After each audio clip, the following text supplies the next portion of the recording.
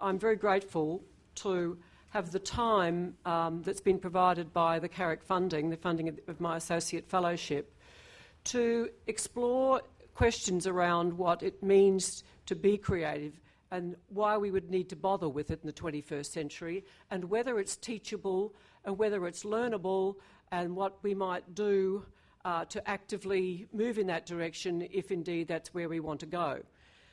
Creativity is the defeat of habit by originality. And I guess the question for us in 2007 in the higher education sector is, why bother defeating habit? After all, a lot of our habits and routines have served us very well. We also know, of course, that education is more important than ever.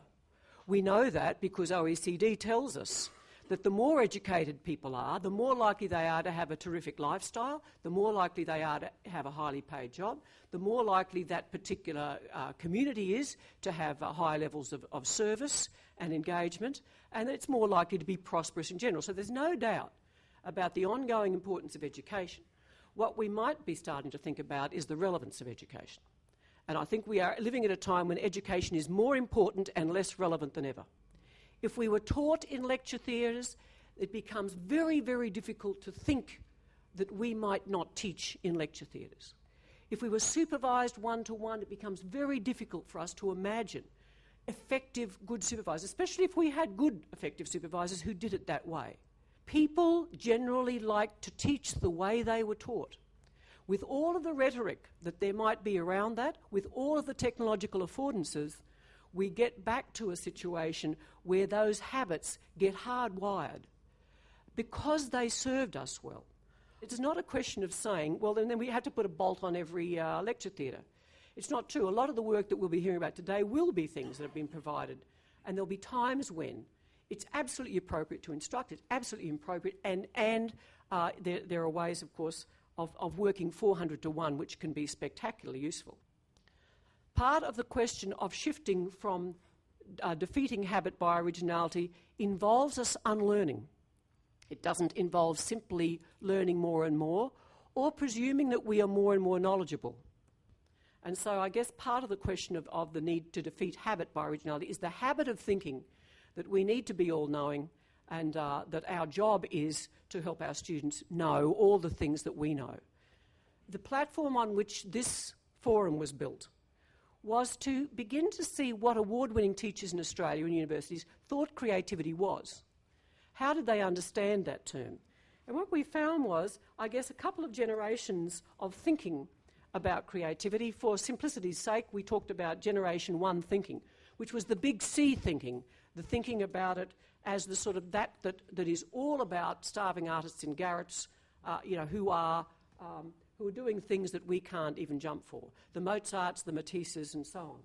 And that what we found is that quite a lot of our award-winning teachers did have a Generation 1 sort of understanding of creativity, that it was very much about a creative individual, or the next word was creative arts, or then that it probably can't be taught.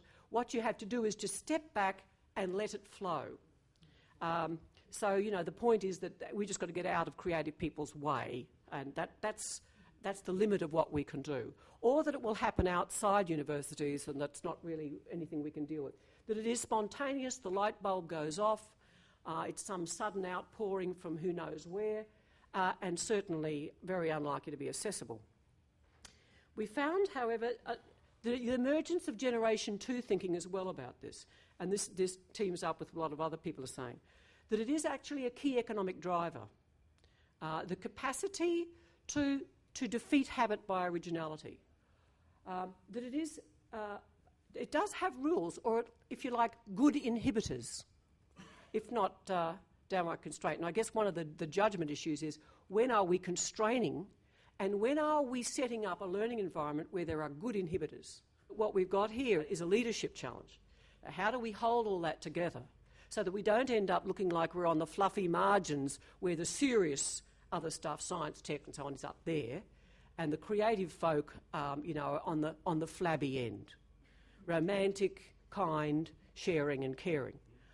Gen 2, I think, has to move us on from there. It is not about saying let's step away from artistry, but it is about saying, let's see how we can scale up and scope so we can learn from people who do fantastic music technology, fantastic visual technology. The sort of learning that's on the wall over there about how medicine can learn from body painting. Just a spectacular example of how we hold two incommensurate things together to create a third space.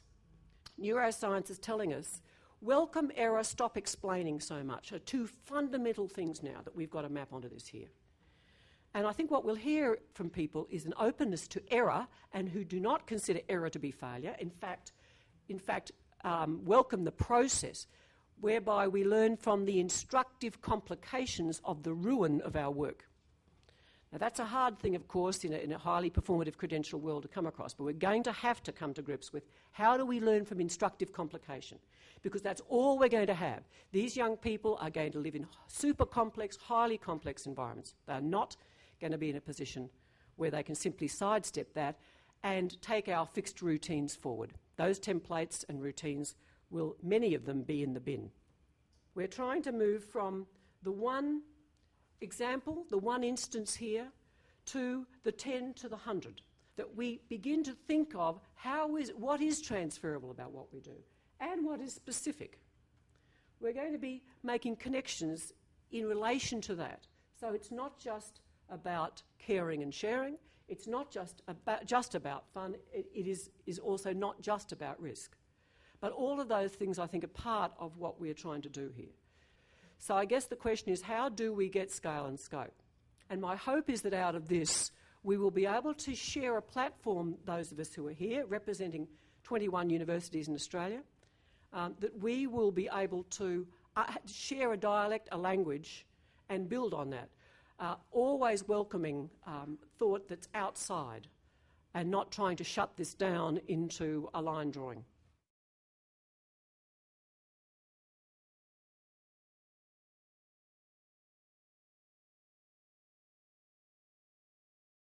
What exactly are the so-called creative industries, and in what ways can we understand both their contributions to economy and society, but also the way the term creative economy is increasingly now being used to capture the much broader contribution that creatively trained people are making across the economy, not just in the specialist industry sectors of arts, media, design and architecture, etc., but also much more broadly. You find creatively trained people in so-called creative occupations, in defence, in finance, in government services, in business. I think the word creativity is now coming into vogue in many ways, where it might not have been in the past. It's now being taken on beyond merely the creative in the arts or creative anywhere else, creative economies. This state has had the smart state for some time, but actually put money behind it and thought about what it meant. And I know in other states there are pockets of that, particularly Victoria, but most state governments have kept away from it. It has become a driving force behind much of the Queensland government's investments and future. That business innovation is going to be central in an economic sense, and the creativity of our graduates from any discipline are going to form the basis of that. So I think that is the real challenge.